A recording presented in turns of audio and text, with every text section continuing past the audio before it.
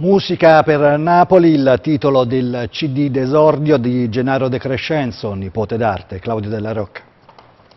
Sto cercando ancora una ragione. CD di esordio per Gennaro De Crescenzo, nipote d'arte, e a Napoli chiamarsi De Crescenzo nel campo della musica è già una garanzia, considerando il celebratissimo Edoardo e prima ancora quel Vincenzo, autore di Luna Rossa.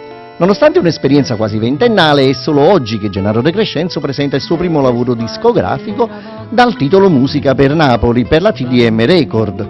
Un lavoro in linea con i canoni della tradizione musicale napoletana, con brani di Mattone, D'Angelo, Annone, Lanza e Napoli, e al tempo stesso originali aggiornamenti alle nuove istanze, con la collaborazione dei musicisti Claudio Bevilacqua, anche per i testi, e Savio Arato.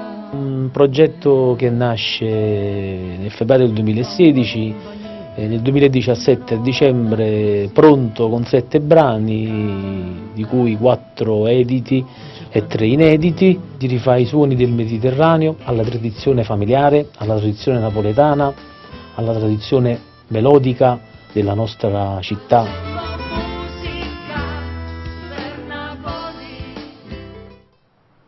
A Napoli un appuntamento, la